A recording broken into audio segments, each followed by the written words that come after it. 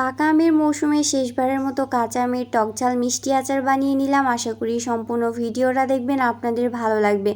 এই আচার আপনারা বছরব্যাপী সংরক্ষণ করতে পারবেন।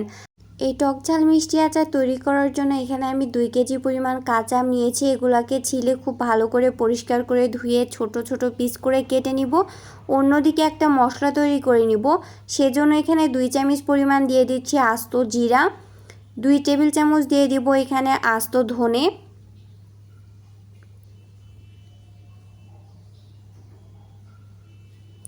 1 টেবিল চামচ দিয়ে দিচ্ছি পাঁচফোড়ন, 8 থেকে 10টা দিয়ে দিচ্ছি শুকনো লঙ্কা, 2 থেকে 3টা তেজপাতা আমি এখানে কেটে দিয়েছি এবং দিয়ে দিচ্ছি 1 চামচ পরিমাণ মেথি। মেথির পরিমাণটা কিন্তু অবশ্যই 1 চামচ দিতে হবে, যেহেতু আমি 2 কেজি এখানে আচার বানাবো। মেথির পরিমাণটা একটু কমিয়ে দিতে হবে, না হলে কিন্তু আচারটা তেতো হয়ে যাবে। লাস্টে অ্যাড করে দিলাম 1 চামচ পরিমাণ মিষ্টি জিরা এবং দারচিনি এবং এলাচ। এই তো আমার মশলা রেডি। এটা হালকা ভেজে নিয়ে তারপর ব্লেন্ডারে খুব ভালো করে ব্লেন্ড করে নিতে হবে। অন্যদিকে একটা ফ্রাই প্যানে দিয়ে দিলাম 1/2 কাপ পরিমাণ সরিষার তেল। এটা একটু গরম হয়ে আসলে তারপর ফোড়নের জন্য এখানে 2 চামচ পরিমাণ জিরা দিয়ে দিলাম। তারপর এখানে অ্যাড করে দিচ্ছি একটা আস্ত বড় রসুন। সো রসুন দেওয়ার কারণে আচারে কিন্তু খুব সুন্দর একটা ফ্লেভার অ্যাড হয়। সো রসুনটা দিয়ে একটু নেড়েচেড়ে দেওয়ার পর এখানে সেই কাঁচা আমটা দিয়ে দিচ্ছি।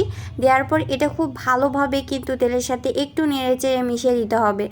পরে এখানে অ্যাড করে দিচ্ছি 1 চামচ পরিমাণ লবণ। এটা একটু টেস্টের জন্য, আপনারা চাইলে একটু বাড়িয়ে দিতে পারেন। তারপর কালারের জন্য এখানে দিয়ে দিচ্ছি সামান্য পরিমাণ হলুদ। আপনারা চাইলে এখানে ফুড কালার দিতে পারেন, সো আমি ফুড কালারটা স্কিপ করেছি। পরে আবারও একটু নেড়েচেড়ে এটা খুব ভালো করে কিন্তু মশলাগুলো মিশিয়ে নিতে হবে। পরে এখানে অ্যাড করে দিচ্ছি 1 কাপ পরিমাণ চিনি। চিনিটা অবশ্যই আপনাদের টেস্ট অনুযায়ী দিবেন। আপনারা চাইলে চিনির পরিমাণটা আরেকটু বাড়িয়ে দিতে পারেন, কারণ আমি যেহেতু টকঝাল মিষ্টি আচার বানাবো সেই জন্য চিনির পরিমাণটা একটু কম দিয়েছি। তারপর এই তো নেড়েচেড়ে এগুলো মিশিয়ে নিতে হবে। এই পর্যায়ে চুলার আঁচটা একদম হাইতে রাখবেন, কোনোভাবে কিন্তু কমিয়ে রাখবেন না, কারণ চিনি দেওয়ার পর কিন্তু এই আমটা থেকে অনেকটা পানি বের হবে। সো পরে অ্যাড করে দিচ্ছি সেই ব্লেন্ড করে রাখা মশলাটা। এটা আমি সম্পূর্ণটাই দিয়েছি। দেওয়ার পর এটা খুব ভালোভাবে কিন্তু নেড়েচেড়ে আবারও মিশিয়ে নিতে হবে।